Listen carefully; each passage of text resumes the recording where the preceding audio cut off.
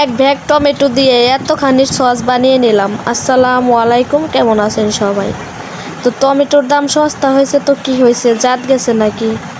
যারা কোনো জিনিসের মূল্য দিতে না পারে তাদের কাছে এটা সস্তা, আর যারা এটার মূল্য বুঝে তাদের কাছে এটা অনেক দামে অনেক ফল। তো এই তো আমরা টমেটো দিয়ে আজকে সস বানাবো। বাজারে টমেটোর দাম সস্তা, কিন্তু সসের দাম তো অনেক বেশি। তো আমরা চাইলে এই সস্তা টমেটো এখন ফ্রোজেন করে রাখে, সিস্টেম করে রাখে বছর ভরে খাইতে পারি।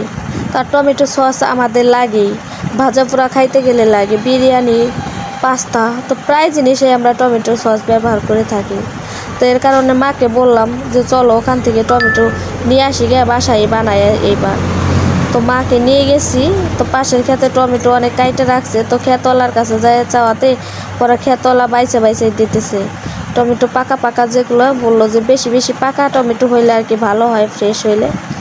তো আমার মা সেগুলো বাইছে বাইছে নিতেছে বেশি পাকা টাইপের, যাতে ভালো হয়, কালার সুন্দর আসে। তো টমেটো সসগুলো বানার জন্য একটু পাকা টমেটোই নেওয়া লাগবে, কাঁচা টমেটো চলবো না, বেশি পাকা টমেটো হইলে ভালো হয়। তো খেতলা বলতেছে যে আমার ক্যারেটটা একটু মাথায় উঠাই দাও। তো আমার মা একটু উঠাই দিতেছে মাথায়, কারণ হ্যাঁ এখন বাড়ি যাইব। তো এই তো আমার মার এক ব্যাগ ভর্তি করা হয়ে গেছে। তো আমার মা এখন নিয়ে আসতেছে বাড়িতে। তো বাড়িতে গত পরশু দিন আবার আনা হয়েছিল, আমার ভাই নিয়ে আসছিলো।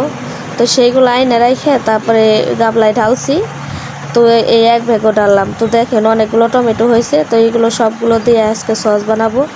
তো কিছুটা ফেলে ফেলেও দেওয়া লাগবো, কারণ এতখানি রাখবো না, এখানে বেশি পাকা হলে পোকা টোকাও বাইরে পারে। তো এর কারণে অনেকগুলাই নিছি, এখান থেকে কাইটে ফেলে ফুলে তাও যা হইব তাই দিয়ে আলহামদুলিল্লাহ অনেকখানি সস হইব আশা করি। তো সবগুলো কুটাকুটি শুরু করে দিতেছে। তো আমার বোন আমার কইটা সাহায্য করতেছে, আমার মেয়ে নিয়ে আমি পারি না, তো আমার বোন সাহায্য করতেছে। আমরা টমেটো সস বানানোর জন্য যে বিচিগুলো টমেটোর ভিতরে, বিচিগুলো ফেলে দিয়ে তারপরে বানাবো। আর যে এবার চোচা সুদ্দাই করতেছি। তো এটা বলার কারণ অবশ্য আছে। মনে করেন আমাদের এখানে টমেটো সস শুধু আমাদের বাড়ি না, আমার কাকা, এমনকি আমিও আলাদা করে বানাইছি। আমার এগুলো হয়েছে আমার মার জন্য, তারপর আমার পাশের বাড়ি দুই কাকি, তো এখানে 5-6 ফ্যামিলি মনে করেন এই টমেটো সস আইনা আইনা বানাইছে। তো আমার কাকা অবশ্যই 1 ক্যারেট 100 টাকা দিয়ে কিনে তারপর আইনা বানাইছে, আর আমরা হয়েছে চাইয়ে ফ্রি বানাইছি। তো এই তো টমেটোগুলো কাটা হইতেছে, কাইটে সাইডে তারপরে টমেটো সস বানানো হইব। তো টমেটো কাইটে এরকম ছোটো ছোটো যে বালতি হয়েছে। তো এগুলো এখন বড় একটা কড়াই নিয়ে নিছে আমার মা, এখন এগুলো সেদ্ধ দেব। সেদ্ধ দেওয়ার পর তারপরে এগুলোকে যে করবো, তো হালকা একটু পানি দিয়ে দিল। এই তো সেদ্ধ হয়ে গেছে, এখন এটা জোড়াই গেলে তারপরে একটা ছাঁকনির সাহায্যে সেঁকে নিব আর কি। তো কেউ কেউ চাইলে এটা ব্লেন্ডারও করতে পারেন। তো আমাদের ব্লেন্ডারটা নষ্ট হওয়াতে আমরা এখন এইভাবে ছাঁকনি দিয়ে করতেছি। তো কতক্ষণ আমার মা করছে, আমার মা আবার অন্য কাজ করবে বলে তারপর মা বলতেছে যে তুই একটু করে সাহায্য কর। তো এখন আবার আমি বসছি, এখন আমি করে দিতেছি। সস বানাইতে একটু পরিশ্রম, কিছুটা টাকাও খরচ হয়, কিন্তু অল্প কিছু টাকা খরচ করলে মনে করেন সারা বছর সস খাওয়া যাবে, এরকম সস হয়। আর টমেটো সস্তা আছে, আপনারাও চাইলে ইচ্ছা করলে বানায় খাইতে পারেন, বছরের জন্য ফ্রোজেন করে রাইখে দিতে পারেন। তো এখন আমি চালতেছি, আর আমার ভাইয়ের কাছে আমার মেয়েটাকে দিয়ে আমি চালতেছি, আর আমার মা হয়েছে রান্না করতেছে। তো রান্না শেষে তারপরে হয়েছে এই সসগুলো দিব চুলায়। তো মা একা হাতে সব পারে না, মার অনেক কাজ করা লাগে, এর কারণে আমি সাহায্য করতেছি। তো আমার মা একটু কড়াইতে আবার সরষের তেলও দিয়ে দিছে। সরষের তেল অ্যাকচুয়ালি সবাই দেয় না, কিন্তু আমার মা বলতেছে যে আচারের মতো খাবো একটু আটুক, তার জন্য সে একটু হালকা সরষের তেল দিয়ে দিছে। এখন এই যে সবগুলো সাইকে যে নিয়েছিলাম বলে করে, তো সেইগুলো সব ডাইলে নিতেছে। তো এক বল হয়েছে আর একই হয়েছে, তো এগুলো ডাইলে নেওয়া হইতেছে। তো এই তো এখন এগুলোর ভিতরে দিয়ে দেওয়া হইব চিনি, তারপর দিয়ে দেবো একটু এই যে কালার, মানে ফুড কালার, কারণ ফুড কালার দিলে কালারটা অনেক সুন্দর হয়, নষ্ট হইব না। তো এর কারণে একটু ফুড কালার দিয়ে দিল। তারপর দিয়ে দিব এই যে মরিচের ফাঁকি। মরিচের ফাঁকিটা অ্যাকচুয়ালি কেউ কেউ শুকনা মরিচও ইউজ করে, কিন্তু শুকনা মরিচ মনে করেন বিচি বিচি থাকবে দেখে আমাকে বললাম যে ফাঁকি দিয়ে দাও বেশি করে। তো ফাঁকি দিয়ে দিতেছে। তো এখন এটাকে ইচ্ছা মতো দিয়ে তারপরে অনেকক্ষণ ধরে জাল দেওয়া লাগবে, যে যতক্ষণ পর্যন্ত আঠালো আঠালো না হয় ততক্ষণ পর্যন্ত জাল দেওয়া লাগবে। তো এখন আমার মা সব কিছু দিয়ে দিছে, এখন জাল দেবে ইচ্ছা মতো করে।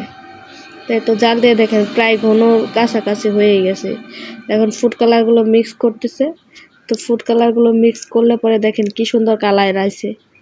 দোকানের থেকে বেশি সুন্দর লাগতেছে বাড়ির ইগুলা। দোকানের গুলাতে তো আটা মিক্স করে, এর কারণে খাইতে অন্যরকম লাগে, আবার ঘন বেশি লাগে। তো বাড়ির গুলাতে তো আর আটা দিব না। দেখেন অনেকটা শুকাই গেছে প্রায়। তো এখন আমার মা আবার দিয়ে দিল একটু ভিনেগার দিলে 1 বছর পর্যন্ত কোনো নষ্ট হবে না। তো একটু ভিনেগার দিয়ে দিল অনেকখানি। তো এখন এই যে আমার মা জাল দিছে, দেখেন প্রায় ঘন হয়ে গেছে, আর একটু হইলে আর কি হয়ে যাবে। তো আমার মা হয়েছে এগুলোকে একটু টেস্ট করার জন্য একটা বাটিতে একটু ঢাইলে নিয়ে দেখব যে আঠালো হয়েছে কিনা। তো বাটিতে দেওয়ার পর দেখতেছে যে আঠালো হয় নাই।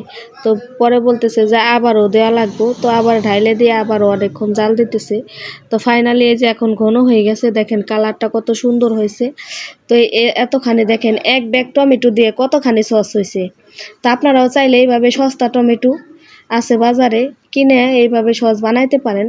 সস বানাইলে আর কি সারা বছর মনে করেন আপনার সসের চাহিদা পূরণ হবে। যাদের বাড়িতে বাচ্চা কাচ্চা আছে তারা তো প্রায় ভাজা পোড়া কিনে খাওয়া হয়, হয়তো বানিয়ে দেওয়া হয়। তো এর কারণে আপনারা সস ইচ্ছা করলে বানিয়ে দিতে পারেন। তো বছর পরে রাখলে পরে খারাপ না। 1 ব্যাগ সসে 1 ব্যাগ টমেটো তো অনেকখানি সস হয়েছে। তো এখন আমি আবার একটা দিয়ে দিলাম। মাকে বললাম যে একটা আছে লুডোসের মশলা আছে, তো দিয়ে দাও।